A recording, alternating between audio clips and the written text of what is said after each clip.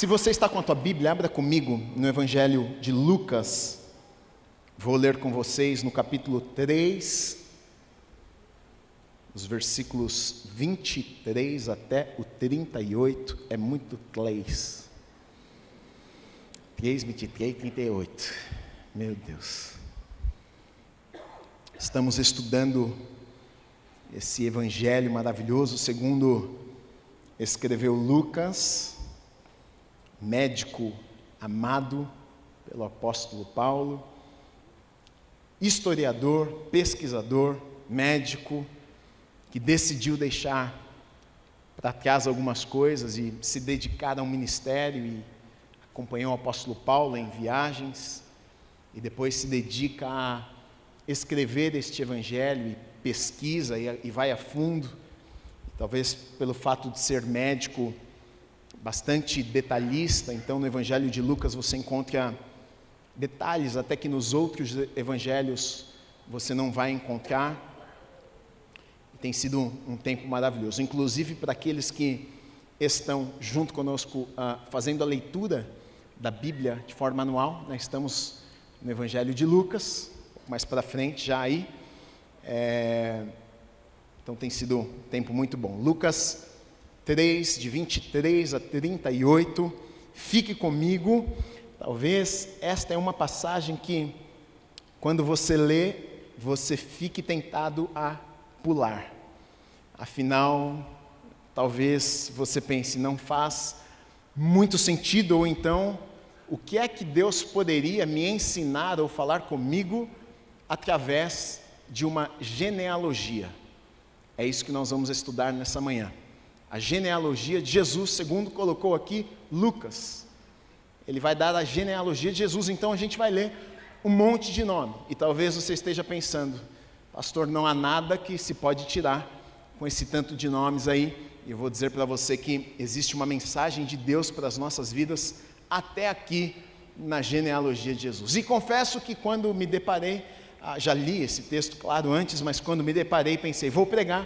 Falei para Deus, o que é que eu vou pregar com esse tanto de nome, Jesus? Mas Jesus vai falar conosco nessa manhã, em nome de Jesus. Então, vamos lá. Ora, Jesus tinha cerca de 30 anos quando começou o seu ministério. Era conforme se pensava, interessante, era conforme se pensava, filho de José, filho de Eli, filho de Matate, filho de Levi, filho de Melque, filho de Janai, filho de José, filho de Matatias, filho de Amós, filho de Naum, filho de Esli, filho de Nagai, filho de Maate, filho de Matatias, filho de Semei, filho de José, filho de Jodá, filho de Joanã, filho de Rezá, filho de Zorobabel, filho de Selatiel, filho de Neri, filho de Melque, filho de Ade, filho de Cozã, filho de Eumadã, filho de filho de Josué, filho de Eliezer, filho de Jorim, filho de Matate, filho de Levi, filho de Simeão, filho de Judá, filho de José, filho de Jonã, filho de Eliaquim, filho de Meleá, filho de Mená, filho de Matatá, que nome, filho de Natã, filho de Davi, filho de Jessé, filho de Obed, filho de Boaz, filho de Salá, filho de Naasson, filho de Aminadab, filho de Admim, filho de Arni, filho de Esrom, filho de Pérez, filho de Judá, filho de Jacó, filho de Isaque, filho de Abraão, filho de Terá, filho de Naor, filho de Serug, filho de Ragal, filho de Faleque, filho de Eber, filho de Salá, filho de Cainã, filho de Arfaxade, filho de Sem, filho de Noé, filho de Lameque. Está acabando, calma. Tem gente que está pensando, meu Deus, pastor, nunca mais vai acabar esse tanto de nome. Estamos no último. Filho de Metusalém, filho de Enoque, filho de Jared, filho de Maalalel, filho de Cainã, filho de Enos, filho de Sete, filho de Adão e, por fim, filho de Deus. Glória a Deus, pastor, que acabou. Amém. Fecha os teus olhos, vamos orar. Deus, obrigado, Pai, por essa manhã maravilhosa na Tua presença. Te agradeço, Deus, pela vida de cada pessoa que chegou aqui. De verdade, a nossa oração e O desejo dos nossos corações é que mais uma vez o Senhor fale conosco. Nós viemos aqui não para mais um ritual religioso ou por costume apenas, do que fazemos todos os domingos, mas viemos porque no nosso coração nós temos sede de Te ouvirmos, de aprendermos a Tua palavra, de recebermos revelação da Tua palavra. Então o Espírito Santo de Deus faz aquilo que só o Senhor pode fazer neste lugar, nos nossos corações nesta manhã. Fala conosco, que as escamas que cobrem os nossos olhos e nos impedem de enxergar, de ver além daquilo que os nossos olhos naturais conseguem ver, caiam por terra nesta manhã, e que possamos enxergar além, ver além, entender com a mente do Senhor, Pai, vermos com os Teus olhos nesta manhã as verdades da Tua palavra. Nos ensina, nos inspira, nos tira da nossa zona de conforto. Pai, fala conosco mais uma vez, que a Tua unção esteja sobre a minha vida, me capacitando para que eu consiga transmitir aquilo que o Senhor deseja falar aos nossos corações nesta manhã. Eu oro e Te peço, em nome do Senhor Jesus Cristo, amém e amém. Você pode aplaudir a Jesus aí?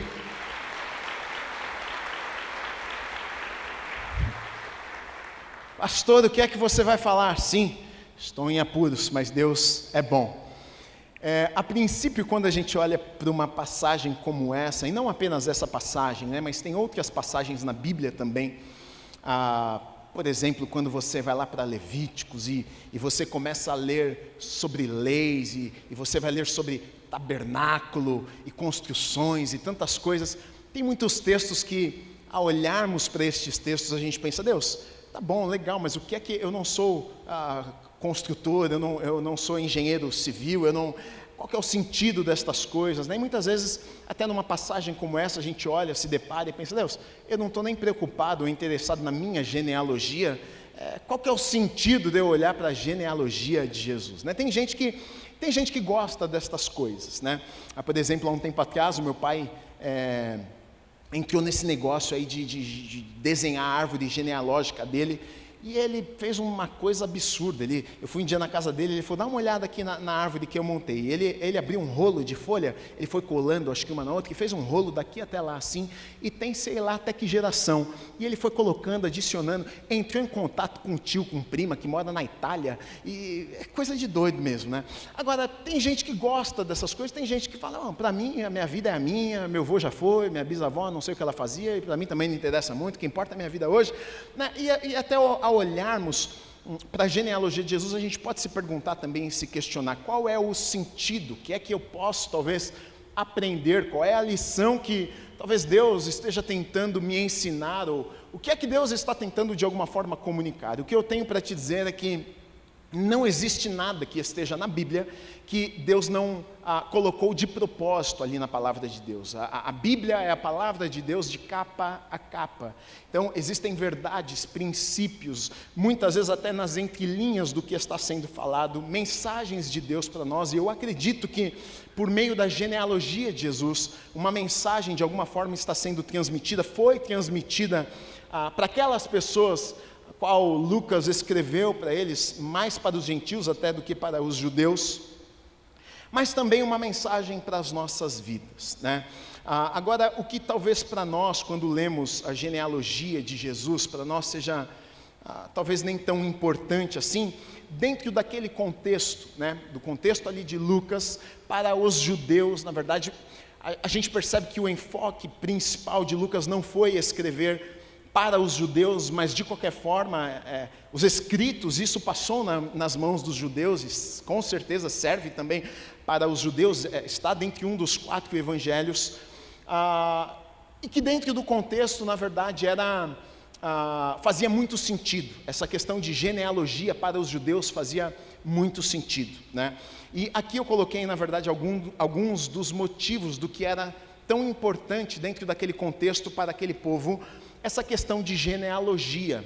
Por exemplo, a primeira coisa que eu coloquei aqui foi reivindicação sobre terras. Não sei se você se lembra disso, mas quando Deus tirou do Egito o seu povo, os conduziu pelo deserto, Moisés foi o líder que esteve à frente, mas ele não entrou na terra prometida. Então Josué, ali na beira da terra prometida, é levantado por Deus, e Josué é quem vai entrar com o povo de Deus na terra prometida.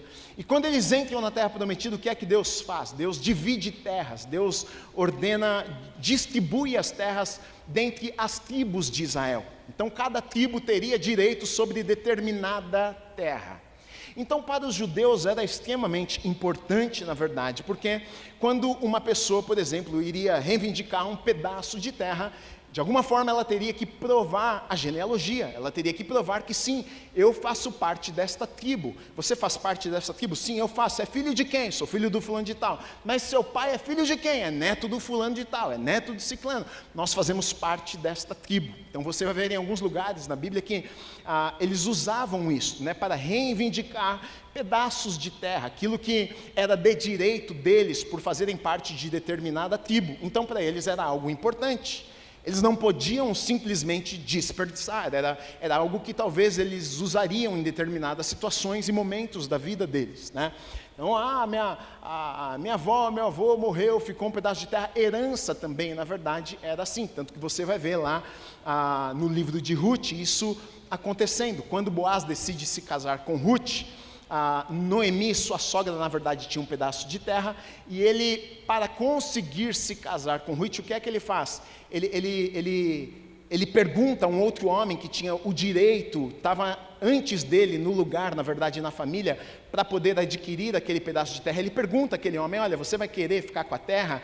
E o homem diz: não, para mim não importa. Boaz então diz: então eu posso comprar esse pedaço de terra? Sim, você pode comprar. Então ele adquire aquela terra para que então ele se casasse também com Ruth. Então a gente vê isso até com relação à herança, a posse de terra era importante para eles, né?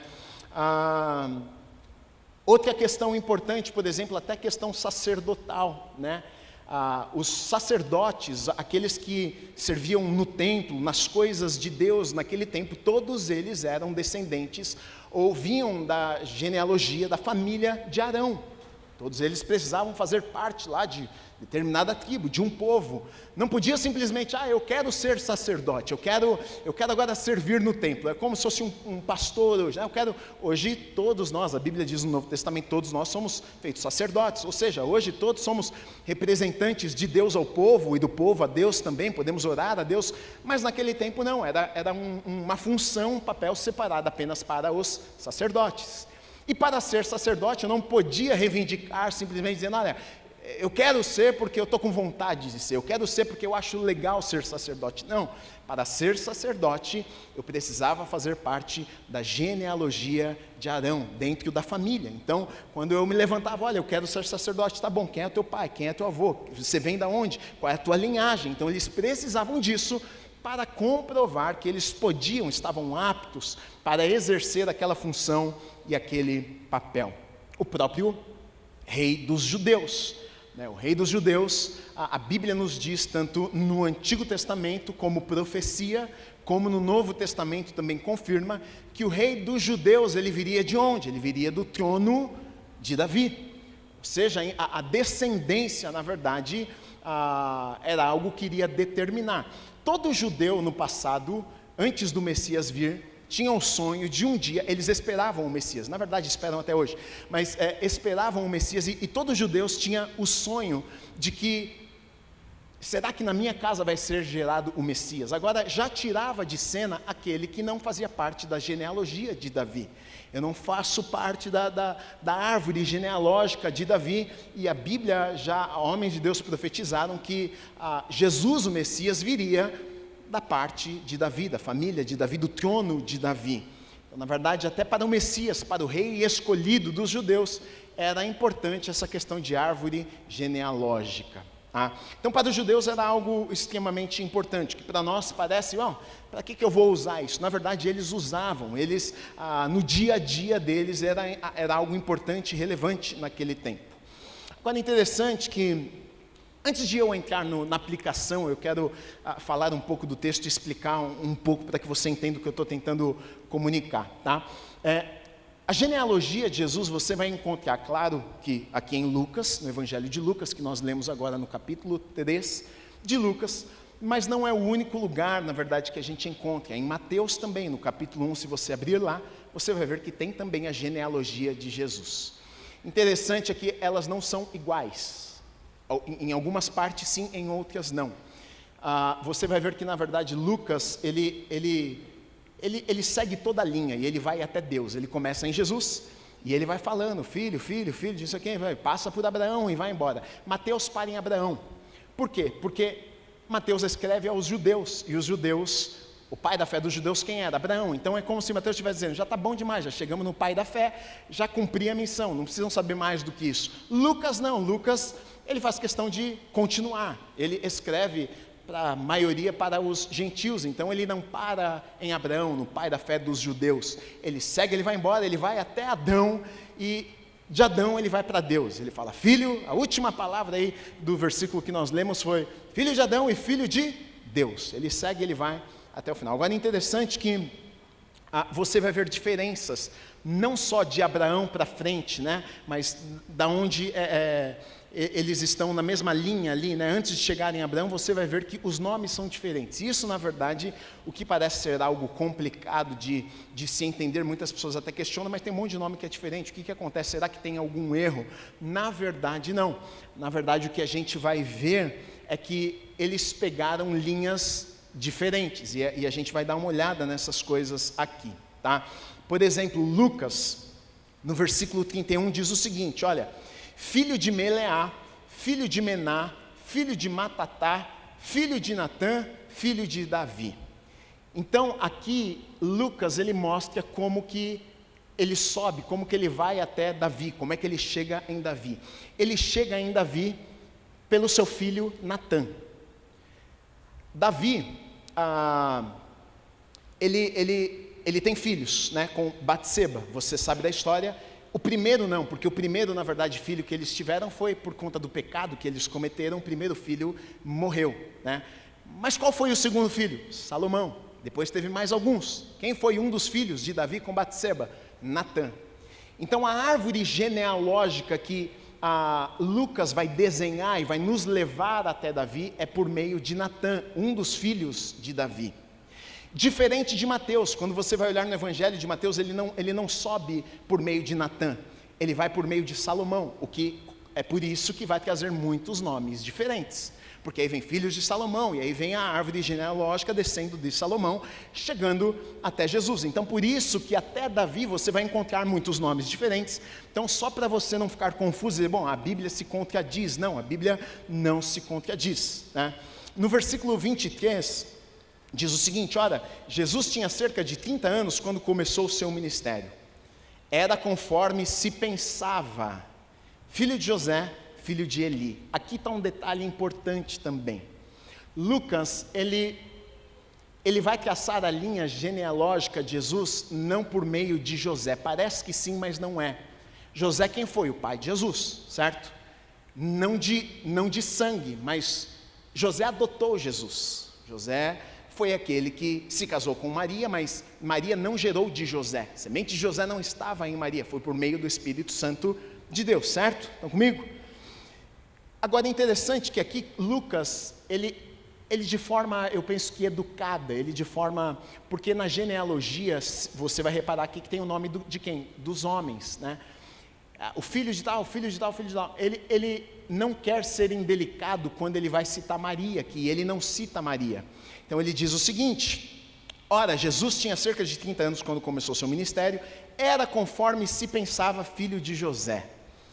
Ele está dizendo, não era filho de José de forma educada, era como se pensava filho de José, ou seja, todo mundo achava, quem não conhecia a história, de longe via Jesus, filho de José e Maria, pensava o quê? Era como se achava, filho de José e filho de Maria. Então ele educado, ele coloca, era como se pensava, filho de José, filho de Eli, ele diz. Essa palavra filho, na verdade, você vai ver aqui em muitos lugares, ela não necessariamente é usada para filho, mas pode ser parente. Então você vai ver que às vezes vai falar do avô, e a palavra usada é filho também, como se fosse um parente, um descendente. Aqui no caso, olha o que ele diz, era conforme se pensava filho de José, ele está falando de Jesus, filho de Eli. Quem é que era filho de Eli? Era José? Não, José era filho de Jacó. Esse Jacó e José aqui não é o lá do Egito, não, é outro, que tem um monte de nome na Bíblia que se repete. Ah, sim, o Zé que ficou 17 anos lá, 13 anos lá no cativeiro. Não, é outro José, é outro Jacó, que não é o Jacó que lutou com o anjo, não. Aqui é outro Jacó e outro José. Ah, então ele está dizendo o seguinte, era conforme se fala, filho de José, filho de Eli. Então, será que Jesus, filho de José, quem era o pai de José? Eli? Não. Eli era pai de Maria. Então o que ele está dizendo é o seguinte: era como se pensava, filho de José, mas ele não é filho de José de sangue, ele está dizendo filho de Eli. Ele está se referindo a quem? Ele está se referindo a Maria, porque Maria era filha de Eli. José era filho de Jacó. Então, na verdade, a linha genealógica que ele vai traçar aqui vai ser por Maria, não vai ser por José. O que era extremamente natural se fazer era subir na árvore pelos homens, o pai. E aqui ele talvez quebra o protocolo e tem um cuidado de ser educado, não ser indelicado, mas ele vai desenhar a árvore genealógica de Jesus, e ele vai por Maria até chegar em Davi, e depois até chegar em Adão, e até chegar a Deus. E talvez você esteja perguntando: legal, Gui, obrigado pela aula aí de história, mas o que isso tem a ver comigo? O que isso pode me ensinar? Se você não aprendesse nada, já estava bom, pelo menos é um conhecimento extra, né? Eu entendi um pouquinho mais da história na Bíblia, mas não é apenas isso, né? A Bíblia coloca esses detalhes. É interessante quando você vai estudar a Bíblia a fundo, porque cada detalhe tem uma mensagem de Deus e uma lição para as nossas vidas. Então aqui detalhes que a princípio parecem insignificantes, né? Não parecem ter nenhum tipo de relevância para as nossas vidas, mas em cada destes detalhes a gente consegue, quando a gente vai fundo, quando a gente estuda, a gente consegue ver, entender melhor o caráter de Deus, quem Deus é, a maneira que Deus trabalha, os atributos, as características do Deus que nós servimos. E eu vou te explicar o que está acontecendo aqui, por que Lucas coloca dessa forma, por que Mateus coloca de forma diferente, por que a linha genealógica que Mateus desenha e coloca e escreve é por meio de José, e diferentemente Lucas ele vai por meio de Maria. Tem uma explicação para isso, e é isso que eu quero falar com vocês, tá? Como eu disse antes, na verdade tinha que de alguma forma chegar em Davi.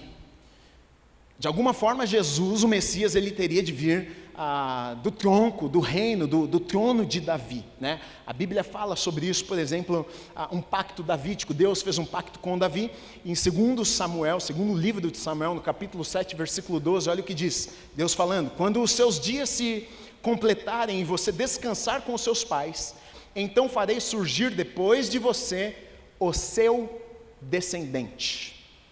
O seu descendente. O seu, não são os seus. Aqui não está falando de filhos, dos filhos que Davi teria. Aqui está falando do descendente, está falando a respeito do Messias. É a mesma coisa que acontece em Gênesis, no capítulo 3, a primeira profecia messiânica que fala o descendente, está falando a respeito do Messias, de Jesus. Aqui é a mesma coisa, o seu descendente, que procederá de você, virá da tua linha genealógica, virá de você, da tua casa, da tua família, e estabelecerei o seu reino. Aqui uma profecia messiânica, aqui falando a respeito de Jesus e de que Jesus viria do trono da casa de Davi. Jeremias, por exemplo, 23, 5 diz: eis que vem dias, diz o Senhor, em que levantarei a Davi um renovo justo, e como rei que é, reinará, agirá com sabedoria e executará o juízo e justiça na terra. Ele está falando também a respeito do Messias que um dia viria da casa, do trono de Davi. No Novo Testamento, o texto que nós lemos algumas semanas atrás, no próprio Lucas, no capítulo 1, versículos 31 e 32, quando o anjo Gabriel anuncia a Maria que ela estaria grávida, olha o que diz: você ficará grávida e dará à luz um filho, a quem chamará pelo nome Jesus. Este será grande, será chamado Filho do Altíssimo, Deus o Senhor, lhe dará o trono de Davi, seu pai. Veja aqui como fala seu pai, né? Maria não era filha de Davi, seu pai está falando da descendência, seu pai, do trono de Davi, seu descendente, da mesma linhagem, né? Então, de alguma forma a gente sabe que precisaria chegar em Davi, por um jeito ou de outro jeito. O que nós vemos é que ambas os caminhos, né, tanto por Maria quanto por José, na genealogia, ambos chegaram em Davi. Agora tem detalhes interessantes do porquê então que Deus se preocupou em pegar caminhos diferentes, né? E aqui é onde a gente começa a aprender sobre um Deus detalhista, sobre um Deus que conhece, sobre um Deus que zela pela sua palavra, sobre um Deus que cumpre suas promessas, né? A verdade é que o cuidado de Deus, porque essa é uma questão que nunca foi, para os judeus até, quando você olha para a história, o fato de Jesus ter vindo da casa de Davi, do trono de Davi, essa nunca foi uma dúvida para eles. Nunca foi uma questão, nunca foi um problema que foi levantado, nós não, Davi não, Jesus não, ele é adotado por José, não está no sangue, não, porque de ambos os lados, na verdade, chegaram em Davi. Então nunca foi uma questão o fato de Jesus ser o rei dos judeus, e para ser o rei dos judeus ele precisava sim vir da linhagem de Davi. Esse nunca foi um problema, porque ambos os caminhos na verdade davam em Davi, um descendente do trono de Davi. É interessante que em dois caminhos, de duas maneiras ele era descendente do trono de Davi, de forma legal e de forma biológica. Legal porque o pai tinha o direito ao adotar o seu filho e dizer o seguinte: não, você é descendente da minha, eu te adotei, você faz parte da família. Sim, de forma legal, jurídica, ele tinha esse direito, mas Deus se preocupou em não apenas que fosse desta maneira, mas de forma também biológica, ou seja, é do sangue. Se alguém questionar, se alguém duvidar, não é só de forma legal, mas também biológica, é do sangue, de Maria. Se você sobe na árvore de Maria, você vai chegar lá em Davi também, ou seja, você de fato é, tanto de forma legal como biológica, da linhagem, do trono de Davi. Muitos pensavam que Jesus era de fato filho de José e de Maria, e aqui eu vou falar um pouquinho depois sobre isso, mas um detalhe maravilhoso, e eu estudando isso até falei, caramba, talvez eu nunca tinha pensado, eu não sei se você já parou para pensar, por que é que Maria engravidou de Jesus e engravidou sozinha? Por que não podia ter sido José, que tem alguns motivos, mas fiquei pensando, e aí nessa mensagem aqui me trouxe também uma das respostas do porquê Deus fez deste jeito, e você vai entender o porquê, tá? Então, Lucas, como eu estou falando aqui, o texto que nós lemos, ele vai falar da genealogia, vai citar tudo, e eu coloquei aqui dois motivos, talvez de ele ter colocado, tá? Dessa maneira, coloquei a primeira delas, para mostrar o direito biológico, que segue até Davi, né? E para cumprir a palavra de Deus, para mostrar que Deus é fiel à sua palavra. Guarda isso que eu falei até aqui, eu vou para uma outra história e já volto para o que eu estou falando. Houve um rei em Judá, chamado Jeconias. Ele foi o penúltimo rei de Judá. Ele reinou em Judá, ele ascendeu ao trono, seu pai passou para ele, seu pai Jeoaquim. Jeconias também é chamado de Joaquim. Você pode ver um nome ou outro, Jeconias, Joaquim, ou Conias também. Ele subiu ao trono por meio do seu pai, que já também estava no trono em Judá. Ele subiu muito cedo, 18 anos, ficou 3 meses no trono e 10 dias. Você vai ler isso, tem referência, segundo Reis, tem nas crônicas dos reis também na Bíblia, no capítulo 24 de Reis, segundo Reis, você vai ler sobre ele, em crônicas também a mesma coisa. Só que a Bíblia nos conta que ele foi um rei muito mau, ele foi um rei terrível. Ele foi levado, na verdade, para o cativeiro na Babilônia. Nabucodonosor, quando invade Jerusalém, ele era um dos reis que na época estava reinando sobre Judá, e ele é levado com o povo para a Babilônia, e ali na Babilônia vai morrer. E por que tem a ver tudo isso? Você vai entender por que eu estou falando sobre esse rei que foi mau aqui. Houve uma profecia a respeito desse rei, que foi um mau rei para a nação de Israel, para Judá. Jeremias profetiza e libera essa palavra sobre este rei aqui, Jeconias, Jeoaquim, depende da versão que você olha, vai estar estes nomes. Jeremias, no capítulo 22, dos versículos 24 a 30, diz assim: tão certo como eu vivo, diz o Senhor, ainda que Jeconias, filho de Jeoaquim, rei de Judá, fosse o anel de selar na minha mão direita, eu dali o arrancaria, Deus dizendo, vou entregá-lo, ó rei, nas mãos do que procuram tirar a sua vida, e nas mãos daqueles a quem você teme, a saber, nas mãos de Nabucodonosor, rei da Babilônia, e nas mãos dos caldeus, lançarei você e a sua mãe, que o pôs no mundo para outra terra, em que vocês não nasceram, e ali morrerão. Mas a terra da qual eles terão saudades, a essa não voltarão. Será que este Jeconias é como um vaso quebrado e desprezado, do qual ninguém se agrada? Por que é que ele e os seus filhos foram lançados fora, jogados numa terra que não conhecem? Olha o que diz versículo 29 e 30. Ó terra, terra, terra, ouça a palavra do Senhor. Assim diz o Senhor, assim diz o Senhor. Ou seja, Deus falou. E quando Deus fala, Ele não volta atrás em sua palavra. Então Deus disse, assim Deus falou. Registrem que esse homem não teve filhos. É homem que não prosperará nos seus dias, e nenhum dos seus filhos prosperará, para se assentar no trono de Davi e ainda reinar em Judá. Deus disse, este homem, e nenhum descendente deste homem se assentará no trono de Davi. Tá bom, legal, Gui, qual que é o problema? Eu vou te contar o problema. Quando você vai para Mateus, quando Mateus começa a falar da genealogia de Jesus, no capítulo 1, versículo 11 e 12, adivinha quem está lá? O abençoado do Jeconias. Está na genealogia que Mateus cita, genealogia que sai de José e vai até Davi. Jeconias está ali no meio. Olha o que diz Mateus 1, 11 e 12. Josias gerou Jeconias. Josias não era pai de Jeconias, Josias era avô, o pai era Jeoiaquim, Josias, mas a Bíblia você vai ver que tem esses termos, filhos, tal, está falando do avô dele. Josias gerou Jeoiaquim, que gerou Jeconias, e os seus irmãos, no tempo do exílio da Babilônia. Ou seja, o que é que a gente entende na genealogia de Jesus, subindo de José até Davi? Quem é que se encontra nessa genealogia? Se encontra um rei chamado Jeconias, rei que reinou em Judá e que foi um péssimo rei, e Deus liberou uma palavra dizendo que a partir deste homem não subiria nenhum de seus filhos ou seus descendentes ao trono de Davi. Então o que está acontecendo aqui é o seguinte: Deus a princípio tinha um problema, porque Jesus então vai ser filho de José e vai ascender até o trono de Davi, mas agora existe uma impossibilidade, não teria como, já que Deus liberou uma palavra e Deus não contraria a sua palavra.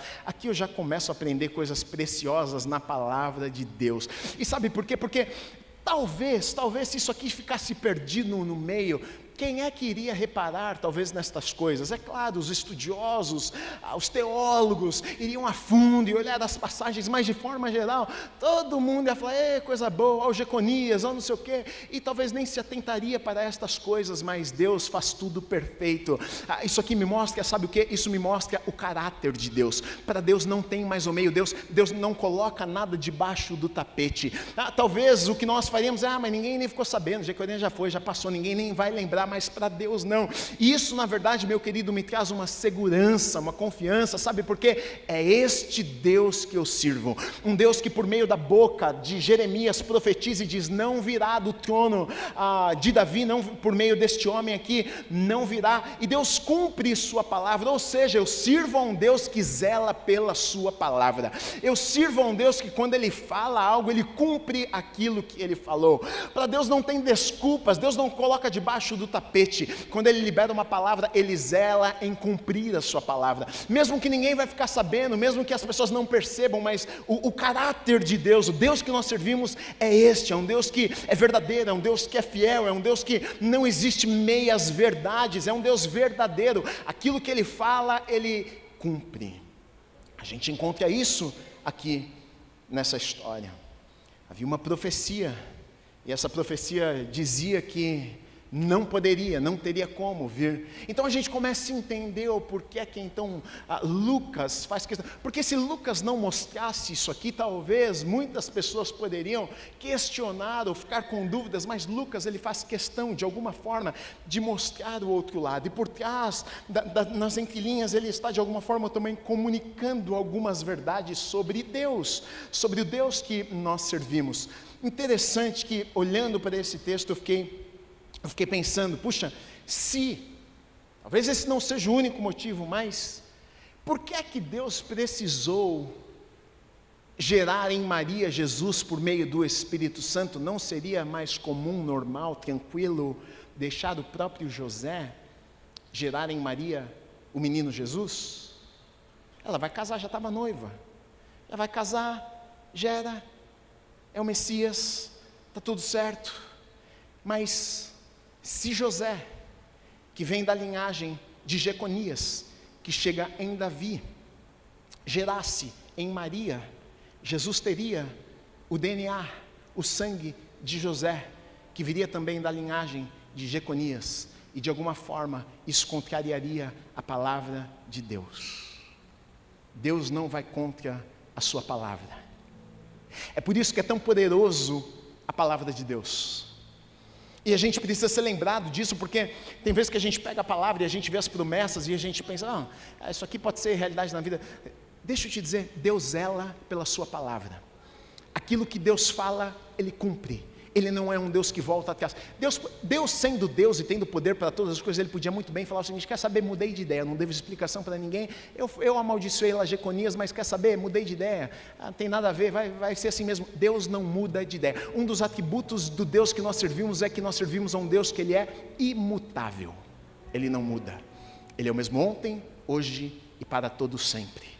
E isso deve trazer para mim um conforto, uma segurança, porque se Deus não muda, oh meu Deus, se Ele não muda, Ele já abriu o mar. Se Ele não muda, Ele tirou o seu povo do cativeiro. Se Ele não muda, Ele gerou mesmo sem uma semente. Se Ele não muda, Ele fez coisas incríveis. Se Ele não muda e operou milagres, Ele, ou seja, continua operando milagres. Isso me traz uma confiança, isso me traz um conforto no Deus que eu servo. Às vezes a gente acaba se esquecendo do Deus que nós servimos. A gente coloca às vezes Deus no nível humano. Às vezes a gente pensa, porque eu mudo de ideia, porque eu falho, porque eu erro, porque eu volto atrás muitas vezes nas minhas palavras, decisões, eu penso muitas vezes, Deus age da mesma forma, mas não, Deus é imutável. Se Deus falou, Ele cumpre o que falou. Se Deus estabeleceu, Ele vai até o fim para cumprir aquilo que Ele estabeleceu. Isso me dá uma tranquilidade, querido, porque mesmo em meio a dias difíceis, adversidades, quando está tudo dando errado, eu posso descansar o meu coração sabendo, Deus falou, e se Deus falou, vai acontecer. Por que você sabe disso? Porque eu sei que o Deus que eu sirvo é imutável, Ele não muda.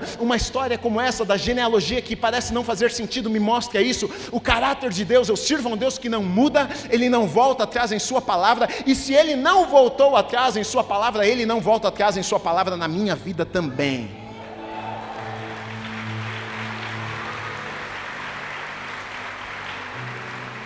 Está indo bem? Está indo bem na genealogia? Está funcionando? Vamos lá.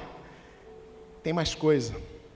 Então, diante de tudo isso, eu acho que a gente pode tirar algumas lições desse tanto de nome aqui que parece não fazer sentido.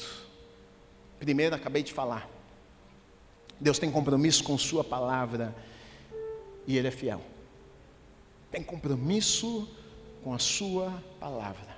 Pode voltar em todas as profecias, todas as palavras que Deus liberou por meio da boca de homens de Deus, profetas, e pode bater na Bíblia para você ver. As que não se cumpriram ainda vão se cumprir, mas muitas delas já se cumpriram. Deus falou, Ele cumpre. Deus falou, Ele faz o que falou. A minha pergunta é: o que é que Deus falou? O que Deus falou? O que Deus te falou? O que Deus colocou no teu coração? Qual foi a palavra de Deus para você? Isso é muito importante a gente saber, porque muitas vezes diante de uma promessa, de uma palavra de Deus, nós somos tentados a olharmos para a nossa realidade. Deus falou, mas tudo diz que não. Deus prometeu, mas não é o que eu estou vendo. Eu li a palavra, mas a segunda-feira chegou. Eu vim no culto domingo, pastor, e Deus falou, mas segunda-feira eu acordei e a minha vida está diferente do que Deus falou. E para nós é um grande desafio essa questão da fé, do que Deus falou e da nossa realidade muitas vezes. De tal maneira que o diabo vai gritar nos nossos ouvidos muitas vezes, tentando de alguma forma invalidar o que Deus falou por aquilo que os nossos olhos estão vendo. Deus falou? Falou nada, olha aí tua vida. Deus prometeu? Prometeu nada. Olha a tua situação. Você não pode se esquecer que por trás dessa genealogia aqui que eu li com vocês, desse tanto de nomes, estes nomes não são apenas nomes. Estes nomes são histórias. E eu te desafio, pega esses nomes e vai saber da história. Algumas delas, é claro que você vai ter mais informações até dentro da Bíblia, outras delas, nenhuma. Aí você vai ter que ir atrás de história, de historiadores, de Joséfo, para saber se ele falou alguma coisa sobre o fulano de tal. Mas por trás destes nomes houveram histórias, vidas de pessoas. E o que parece muito só nomes para Deus realizar o seu plano, são histórias de pessoas. E muitas delas geradas em dor, dificuldade, lágrimas, desencontros, mortes, para que a gente chegasse aqui e para que Jesus viesse. Eu consigo olhar para uma história como essa e ver um Deus soberano que orquestra todas as coisas.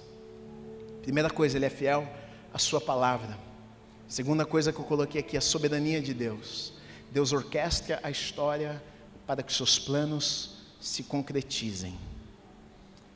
Nós lemos, não sei se você reparou, versículo 32. Como eu disse aqui, por trás de cada nome tem uma história. Só vou citar uma para vocês, para mostrar para vocês a soberania de Deus por trás da história. Versículo 32, filho de Jessé, filho de Obed, filho de Boaz. Eu citei aqui, um pouco antes, Ruth. Tem um livro na tua Bíblia aí, com o nome dela, Ruth. História de Ruth, em 30 segundos. Ruth, uma moabita, ela se casa com Malom, seu marido morre. Ela fica com sua sogra, Noemi. Noemi libera Ruth e diz a ela: você é nova, minha filha, vai viver tua vida. Eu perdi meu filho, você perdeu teu marido, segue o teu caminho, segue o teu rumo. Eu vou sair de Moabe e vou para Belém. E olha que coisa interessante, Noemi só havia saído de Belém por conta da dificuldade que vivia lá e foi para Moabe. Lá em Moabe, ela com sua família, seu filho Malom conhece Ruth, se casa com uma moabita. Ruth era moabita, de Moabe. E aí então, Malom morre. Agora, o natural seria o quê? Ruth ficar ali em Moabe. Noemi diz para ela: eu vou voltar para minha terra, eu vou para Belém. O natural seria, bom, Noemi vai para Belém, Ruth fica em Moabe e segue a vida dela, vai encontrar uma outra pessoa, vai se casar, enfim, vai seguir a vida. Mas Ruth olha para Noemi e diz: para onde você for, eu vou com você.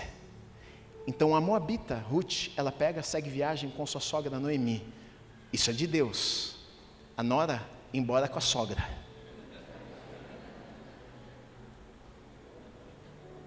Se não for Deus nisso aqui, não sei o que é. A nora, dizendo à sogra: de ti não largo mão. Imagina. E Ruth vai com Noemi para Belém. Chega em Belém, ela vai trabalhar, é nova, vai fazer o quê? A senhorinha, Noemi, vou trabalhar, vou para o campo trabalhar. Quem é da tua família para que eu possa trabalhar em algum campo de alguém que seja parente? Porque, para que não me expulse, vai numa terra ali, é a terra de Boaz, parente nosso. E ela vai.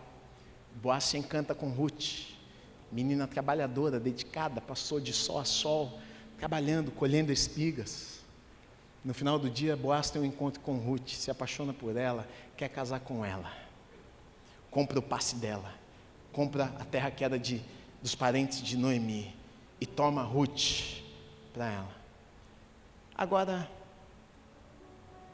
de Boaz e Ruth, eles se casam e têm filho. Sabe quem foi o filho de Boaz e Ruth? Obed. Obed teve filho. Sabe quem foi? Jessé. Jessé teve filho. Sabe quem foi? Davi. Não sei se você entendeu o que está acontecendo.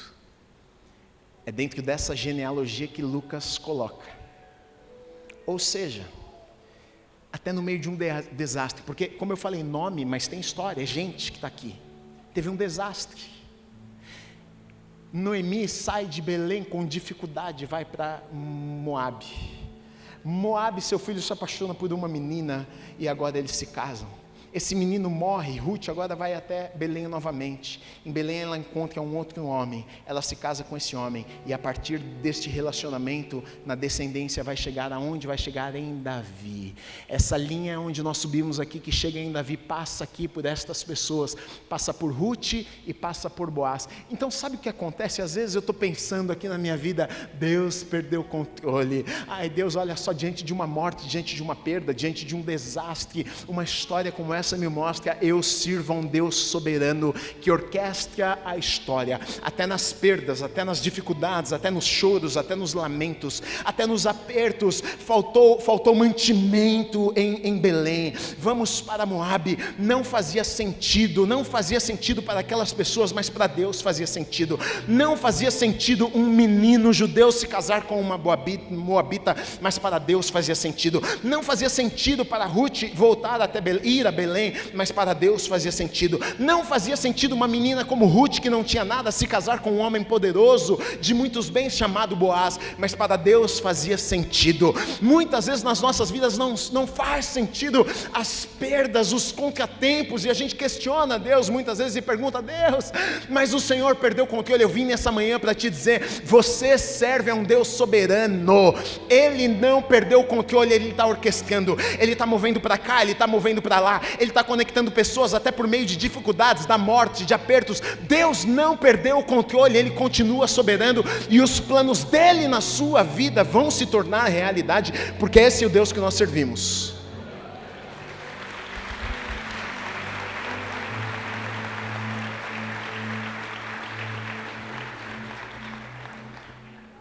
Uma outra coisa que eu aprendo, os planos de Deus, eles não são meia boca. Os planos de Deus são perfeitos. Perfeitos. Preciso saber disso. Porque podia muito bem Deus falar, bom, eu sou Deus, eu vou fazer do jeito que eu... Perfeitos, não deixa brechas, lacunas. Então vai ser por meio de autoridade. José tem autoridade legal para transferir para Jesus. Mas também eu não vou fazer de qualquer jeito, vai ser também por meio do sangue. Plano perfeito. Quem é que talvez teria essa ideia? Talvez eu não teria, talvez você não teria, mas Deus teve, porque os planos de Deus são perfeitos. É onde entra textos como, porque os planos do Senhor são maiores, os caminhos do Senhor maiores, melhores do que os nossos, muitas vezes incompreensíveis à nossa mente. A gente não consegue compreender, a gente não consegue entender, mas mesmo não compreendendo, ou mesmo não entendendo, eu preciso confiar de que os planos de Deus são perfeitos para a minha vida. Isso me leva para um lugar de descanso. Isso me leva para um lugar onde, mesmo quando o meu plano não deu certo, mesmo quando o meu plano não saiu da maneira que eu imaginava, e por vezes me sinto muito frustrado e chateado e triste, mas quando me lembro disso eu entendo, tudo bem, talvez o meu plano não aconteceu, mas eu consigo acreditar e entender que os planos dele são perfeitos para a minha vida. Deus tem o melhor preparado para você. Uma outra coisa que eu aprendo aqui é que Deus, Ele usa pecadores, situações imperfeitas, para cumprir seus planos. Porque dentro de talvez um plano perfeito de Deus, e de coisas tão grandiosas que Deus fala que vai fazer, e de promessas, o que acontece é que muitas vezes a gente se sente fora desse plano por sabermos quem somos. Sim, Deus é maravilhoso, as tuas promessas são incríveis, mas eu sei quem eu sou. E eu acho que esse talvez seja um dos maiores trabalhos do diabo, de alguma forma, quando olhamos no espelho, gritar nos nossos ouvidos, nos lembrando, da nossa história, do nosso passado, das nossas falhas, dos nossos erros. De tal maneira que muitas vezes quando a gente olha para o que Deus tem e a gente olha para a nossa vida, a gente diz: Deus, eu entendo que é algo muito bom, mas eu entendo que eu não mereço. Eu entendo que eu não sou digno, porque olha quem eu sou. Mas quando eu olho para a genealogia do Messias, eu encontro um Deus, sabe o quê? Misericordioso. Eu encontro um Deus cheio de graça. Eu encontro um Deus que usa pessoas imperfeitas.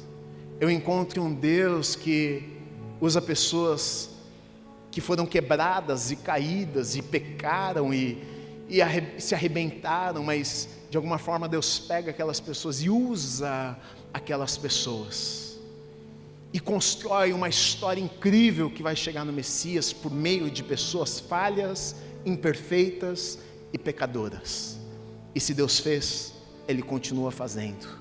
Quando você se olhar no espelho, meu querido, e o diabo gritar nos teus ouvidos, minha querida, e o diabo gritar nos teus ouvidos, lembrando de quem você era, da tua incapacidade, dos teus pecados e das tuas falhas, deixa eu te lembrar de algumas pessoas que estão na genealogia de Jesus. Tamar, lá em Mateus vai dizer, Tamar, uma mulher que teve um filho com o seu sogro, uma mulher que teve relação com o seu próprio sogro, sim, ela está na genealogia de Jesus. Rabi, uma ex-prostituta, sim, na genealogia de Jesus tem ex-prostituta também, na genealogia de Jesus tem Davi também. Davi é aquele que foi homicida, que matou, que adulterou. Sim, Davi está na genealogia de Jesus também. A gente tem homens, por exemplo, como Salomão também, que é fruto até de relacionamento, de pecado. Sim, está na genealogia. A gente podia pegar a lista aqui e olhar, porque todos na verdade imperfeitos, mas mesmo imperfeitos com seus pecados, erros e falhas, Deus é um Deus misericordioso. Deus é um Deus que olha para nós e não enxerga apenas o nosso passado e não determina o nosso futuro por aquilo que vivemos,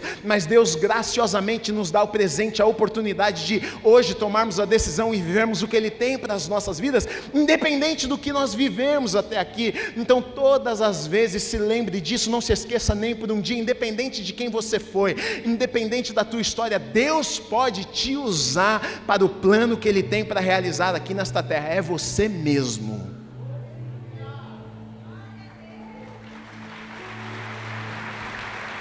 Tem gente que quando eu falo esse tipo de coisa fica com vontade de fazer assim.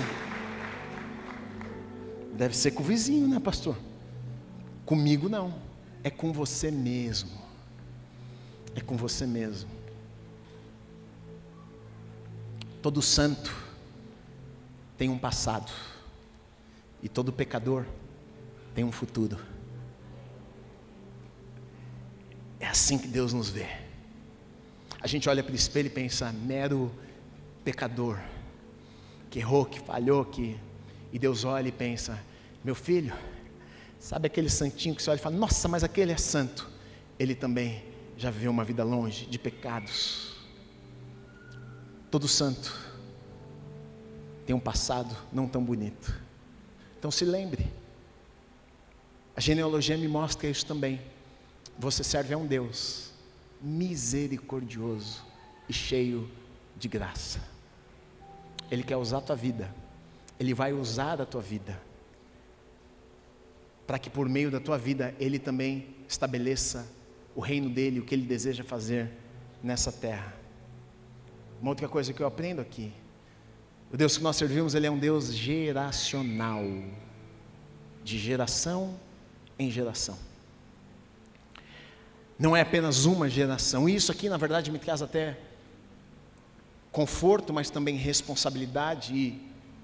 Porque tem vezes que diante de uma palavra de Deus a gente pensa, Deus vai fazer o que Ele falou, mas quem disse que Deus vai completar de fazer tudo o que Ele falou com você na tua vida? Ele é um Deus que trabalha de geração em geração. Talvez o que Deus colocou na tua mão hoje, talvez você vai começar isso, mas talvez vai ser 4 gerações para frente que alguém vai terminar aquilo que você começou. Talvez Deus te dê uma grande ideia hoje, mas talvez essa ideia vai começar a sair do papel e talvez quem vai ver vai ser o filho, vai ser o neto. A gente vê isso, por exemplo, com Davi e Salomão. Davi queria construir o templo, a casa para Deus, uma casa para Deus, e ele pede isso a Deus. O que é que Deus diz a ele? Não vai ser você. Você vai começar, mas não vai ser você que vai terminar. Você vai juntar material, mas quem vai construir é o teu filho. Eu vou deixar você sonhar, mas é pelas mãos do teu filho que serão realizadas. É o que a gente vê aqui, de geração em geração, passando até chegar em Jesus. O que Deus começou na tua vida não termina em você. O que Deus está fazendo na tua vida não termina em você. Vai passar para os filhos, vai passar para os netos. Um dia meu pai disse, eu ouvi ele dizendo o seguinte, alguém perguntou qual é o teu legado, né? Porque até quando na verdade nós saímos da Bíblica da Paz, e meu pai, quando eu conversei com ele, ele falou assim, Gui, amor em movimento, Deus deu a visão para você, não precisa ser Bíblica da Paz, não sei, meu filho, você sabe o que você quiser ser Bíblica, pode ser, mas se quiser ser amor em movimento, também pode ser amor em movimento. E aí amigos, pastores olharam para o meu pai e falaram assim, mas e aí, Bíblica da Paz, você morrer, vai morrer, a placa vai morrer. E meu pai disse o seguinte, olha, na verdade o meu legado não está na placa da igreja, o meu legado está no meu filho, ele continua aquilo que eu estou fazendo, que Deus depositou na minha vida, ele vai continuar. O que Deus faz é por meio de gerações, começa em mim. Muitas vezes, talvez você não tenha tido uma pessoa na tua família que serviu a Deus até aqui, mas daqui para frente vai ser diferente. Talvez você nunca viu um mover de Deus na tua casa, na tua família, na tua história, na tua árvorezinha genealógica, só teve desastre até aqui, mas vai ser diferente daqui para frente, porque o que Deus faz é de geração em geração. O que Deus começou fazendo na tua vida vai se estender, vai alcançar. A maldição passa só algumas gerações, mas a bênção, a palavra de Deus diz, alcança até 1000 gerações. O teu filho e a tua filha serão abençoados, os teus netos serão abençoados, os teus bisnetos serão abençoados. Talvez o que você começou hoje, o teu bisneto vai continuar, vai fazer, vai carregar a unção, a capacitação que Deus colocou sobre a tua vida para realizar aquilo que Deus chamou você para fazer, e se estendeu para os filhos dos filhos. É o que nós cantamos, que a bênção se derrame de geração em geração, que os teus filhos, que os filhos dos filhos sejam abençoados. Assim é a vida do justo, daquele que serve a Deus.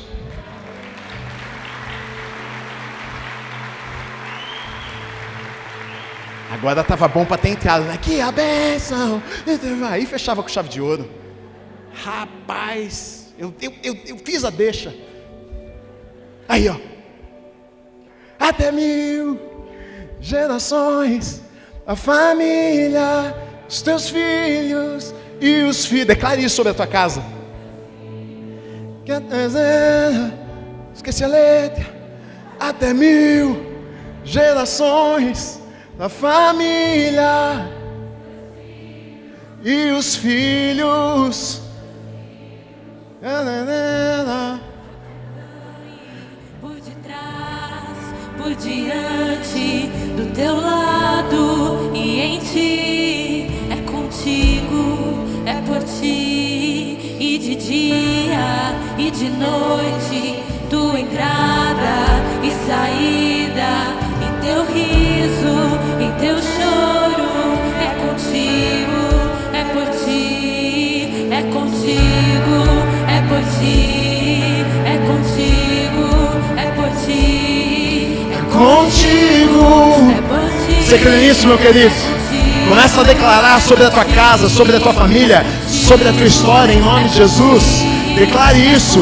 Pode ficar de pé, levanta a tua mão, a gente já está concluindo. Declare isso sobre a tua vida, sobre a tua casa. É contigo, é por ti, é contigo, é por ti, é contigo, é por ti, é contigo, por ti. E amém, amém, amém.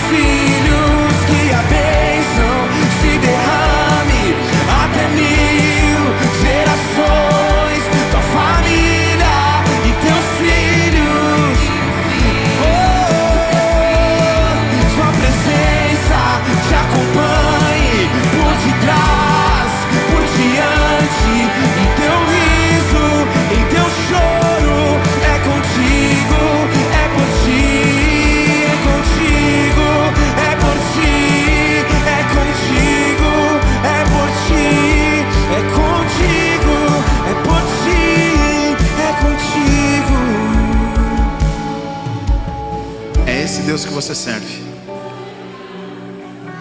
Um Deus que desenha a história. Um Deus que orquestra todas as coisas. Que usa até as que não são para realizar seus planos.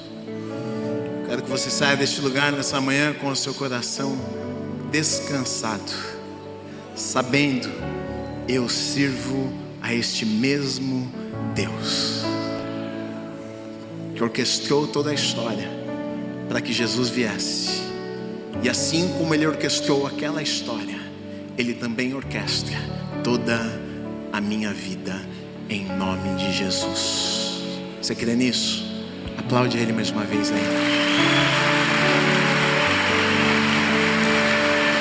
Amém.